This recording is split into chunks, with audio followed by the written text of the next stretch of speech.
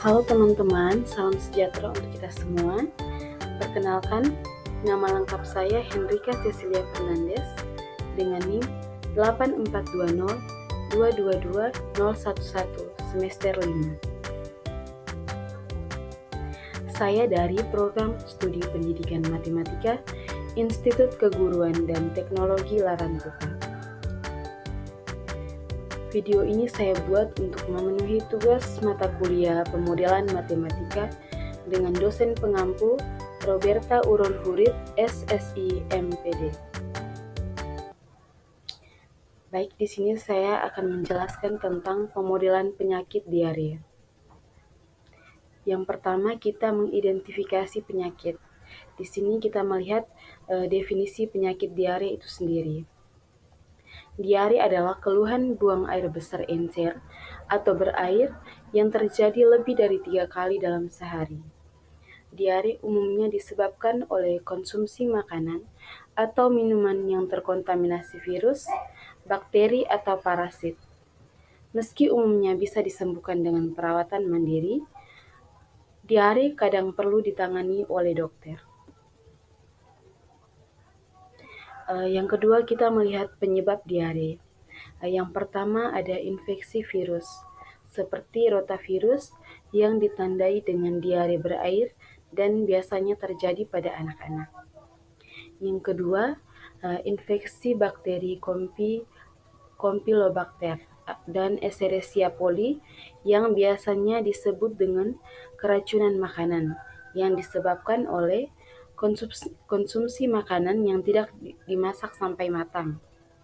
Yang ketiga, infeksi bakteri Clostridium difficile yang ditandai dengan diare berair dan kram perut serta konsumsi antibiotik. Yang berikut, amebiasis dan infeksi bakteri Shigella yang ditandai dengan tinja berbau amis, berdarah, dan berlendir. Penyebab diare yang berikut adalah alergi makanan yang ditandai dengan diare beberapa menit atau maksimal 2 jam setelah mengonsumsi makanan pemicu alergi. Yang berikut, yang ketiga ada gejala diare. Di sini kita akan melihat gejala-gejala pada penyakit diare. Yang pertama, gejala utama diare adalah buang air besar dengan tinja encer atau berair yang terjadi lebih dari 3 kali dalam sehari. Yang berikut, perut kembung, kemudian tidak mampu menahan keinginan buang air besar, perut mulas, mual atau muntah, demam, tinja berlendir atau berdarah. Kemudian pada bayi dan anak-anak, dehidrasi juga bisa dikenali dengan gejala-gejala berikut. Yang pertama, anak lebih rewel daripada biasanya, air mata berkurang saat menangis, kemudian tidak ada urin pada popok selama 3 jam atau lebih. Yang berikut, mulut atau lidah kering. Yang berikut, mata, perut, dan pipi yang terlihat cekung. Yang terakhir, lemas jika dehidrasi sudah berat. Itu adalah gejala pada bayi dan anak-anak. Yang berikut kita melihat pencegahan diare. Diare bisa dicegah dengan menerapkan kebiasaan hidup bersih melalui cara-cara berikut. Yang pertama, rajin mencuci tangan dengan sabun dan air mengalir, terutama sebelum dan setelah makan, serta sesudah menggunakan toilet. Yang berikut, mencuci buah dan sayur, serta mengolah bahan makanan seperti daging sampai benar-benar matang. Yang keempat, tidak mengonsumsi makanan atau minum air yang belum dimasak sampai matang. Jadi air yang belum matang tidak boleh diminum karena akan menyebabkan diare. Yang kelima, memberikan ASI eksklusif pada 6 bulan pertama bagi bayi, guna membantu membentuk antibodi dalam melawan mikroorganisme penyebab diare. Yang terakhir, menjalani vaksinasi rotavirus untuk melindungi bayi dari serangan virus yang paling umum menyebabkan diare. Berikut ada pengobatan diare. Nah, pada sebagian besar kasus, diare yang tidak disertai gejala berat bisa ditangani dengan perawatan mandiri di rumah. Nah, beberapa upaya yang dapat kita lakukan adalah yang pertama, menjaga asupan cairan untuk mencegah dehidrasi. Cairan yang diberikan bisa disesuaikan dengan usia, misalnya ASI, Oralit, jus, dan air putih. Yang kedua, konsumsilah makanan yang mengandung lunak dan banyak air, misalnya sop atau bubur. Yang ketiga, konsumsilah suplemen makanan seperti probiotik yang mengandung lactobacillus acidophilus, terutama bila diare terjadi karena efek samping antibiotik.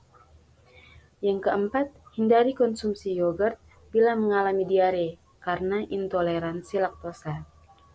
Yang kelima, jangan mengonsumsi makanan tinggi lemak, berserat, atau memiliki rasa pedas. Yang keenam, minumlah obat diare yang bisa dibeli di apotik seperti Atapulgit. Obat diare ini bisa digunakan untuk orang dewasa maupun anak-anak. Tetapi jika diarenya sudah disertai dengan gejala berat, maka segeralah pergi ke dokter untuk menjalani pemeriksaan dan mendapatkan pengobatan yang lebih lanjut.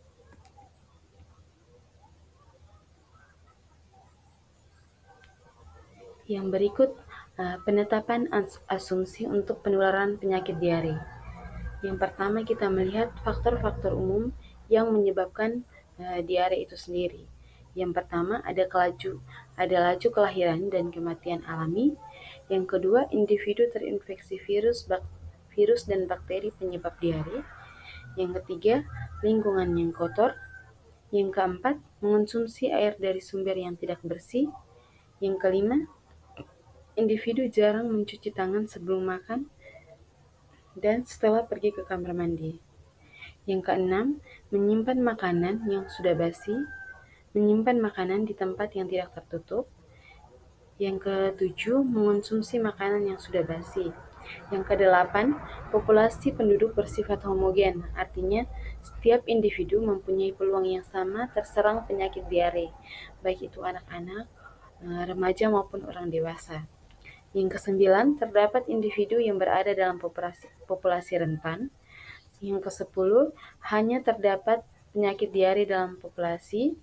Yang kesebelas, individu yang terinfeksi dapat sembuh dari penyakit diare. Individu yang sembuh dari penyakit ini akan menjadi rentan kembali.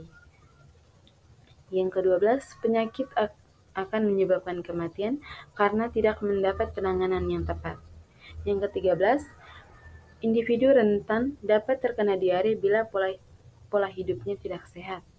Yang ke-14, individu yang sembuh menjadi terpapar kembali karena kehilangan kekebalan tubuh. Yang ke-15, individu yang terinfeksi akan sembuh jika mendapat penanganan dan pengobatan. Yang berikut, yang ke-B, kita lihat faktor signifikan atau faktor khusus yang mempengaruhi diare. Yang pertama, di sini saya mengambil laju kelahiran dan kematian alami. Yang kedua, penyakit dapat menyebabkan kematian karena tidak mendapat penanganan yang tepat. Yang ketiga, populasi penduduk bersifat homogen, artinya setiap individu mempunyai peluang yang sama terserang penyakit diare. Yang keempat, individu yang terinfeksi akan sembuh jika mendapat penanganan dan pengobatan. Yang keenam, individu yang terinfeksi dapat sembuh dari penyakit diare. Individu yang sembuh dari penyakit diare akan menjadi rentan kembali karena kekebalan tubuhnya sudah menurun. Yang ketujuh, individu rentan dapat terkena diare bila pola hidupnya tidak sehat.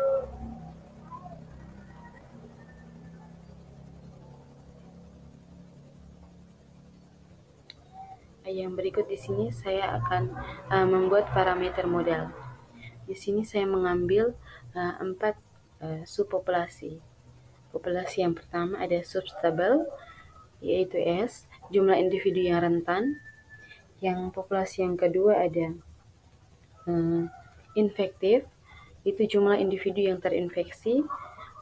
Populasi yang ketiga itu treatment, jumlah individu yang melakukan treatment atau pengobatan. Yang ketiga R, recover, itu jumlah individu yang sembuh. Dengan ada beberapa parameter yang saya ambil. Yang pertama mu, itu laju kematian. P, laju kelahiran. Rho, laju individu rentan menjadi terinfeksi karena virus dan bakteri. Theta, laju individu sembuh menjadi terpapar kembali. Sigma, individu yang sembuh setelah melakukan treatment. Dan di sini tau, laju individu terinfeksi yang melakukan treatment. Beta, laju kematian individu karena terinfeksi. Baik, kita lanjut ke membangun model matematika. Yang pertama, pembentukan skema. Nah, di sini saya akan menjelaskan skema yang sudah saya buat. Baik, di sini populasi saya bagi atas 4, yaitu S, I, T, R. Dengan S itu adalah substable, I adalah infektif, T itu treatment, R adalah recover. Baik, yang pertama subpopulasi substable. Nah, pada subpopulasi substable ini, ia mengalami penambahan dari laju kelahiran, yaitu P. Nah, ia mengalami laju kelahiran yaitu P itu, kemudian mengalami penambahan juga dari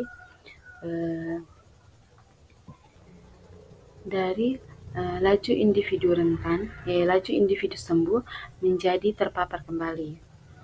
Nah, kemudian pada subpopulasi substable ini juga mengalami pengurangan, di mana ia mengalami pengurangan karena subpopulasi rentan ini dia menjadi terinfeksi. Kemudian yang dimana saya lambangkan dengan P, kemudian dia mengalami kekurangan juga, dia mengalami pengurangan juga oleh karena kematian alami, yaitu mu. Kemudian pada subpopulasi infektif, dia mengalami 4 kasus parameter, di mana parameter yang pertama, ia mengalami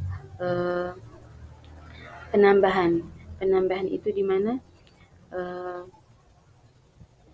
laju individu rentan menjadi terinfeksi karena virus dan bakteri yang dilambangkan dengan Rho. Kemudian mengalami pengurangan oleh karena laju individu yang terinfeksi ini melakukan treatment.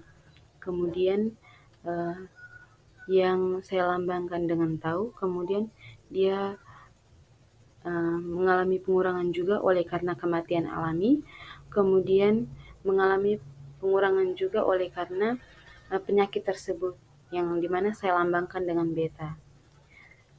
Kemudian pada subpopulasi T, treatment ini, dia mengalami 3 kasus parameter, di mana yang pertama ada penambahan dari kasus terinfeksi, di mana dia mengalami penambahan dari kasus terinfeksi yang melakukan treatment, di mana dilambangkan dengan tau. Kemudian mengalami pengurangan oleh karena subpopulasi yang melakukan treatment ini mengalami kesembuhan yang dilambangkan dengan sigma, kemudian mengalami pengurangan juga oleh karena kematian alami yang dilambangkan dengan mu. Kemudian pada subpopulasi R, recover, itu dia mengalami penambahan dari subpopulasi treatment yang mengalami kesembuhan, kemudian mengalami pengurangan oleh karena kematian alami, dan juga laju individu sembuh menjadi rentan kembali. Baik, itu untuk pembentukan skema, yang kemudian kita merekonstruksi model.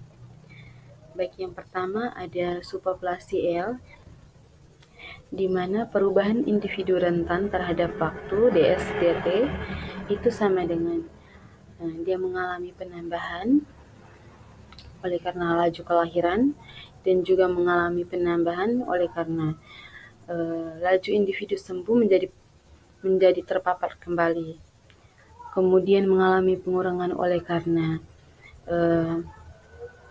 laju individu rentan ini kemudian menjadi terinfeksi, dan juga mengalami pengurangan oleh karena kematian alami, sehingga DSDT sama dengan Pi ditambah Theta RS dikurang,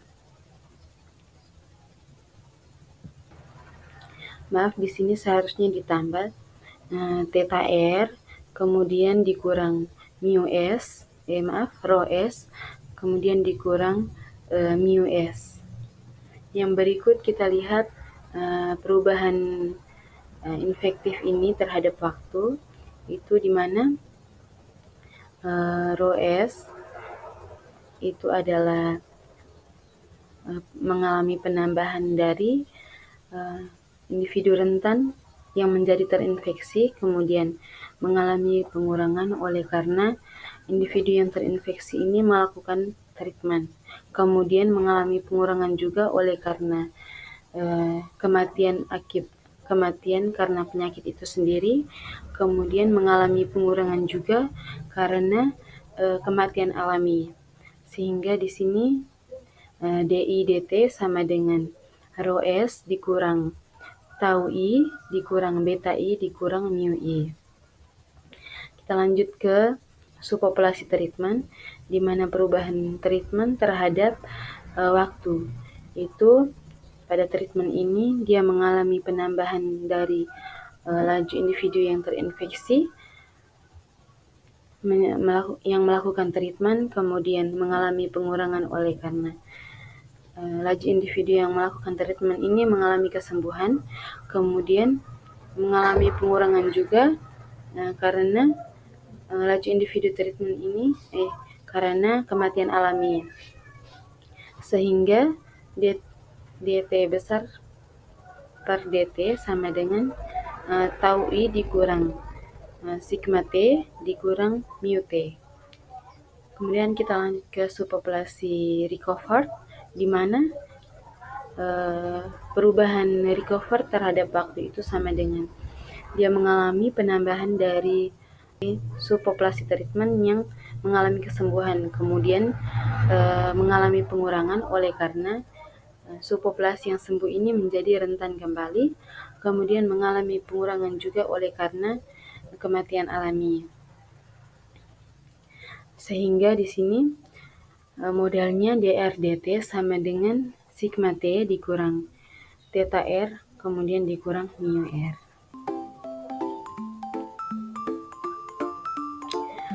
Baik, sekian dari presentasi pemodelan penyakit dari saya. Kurang dan lebihnya saya mohon maaf apabila ada kesalahan kata. Sekian dan terima kasih.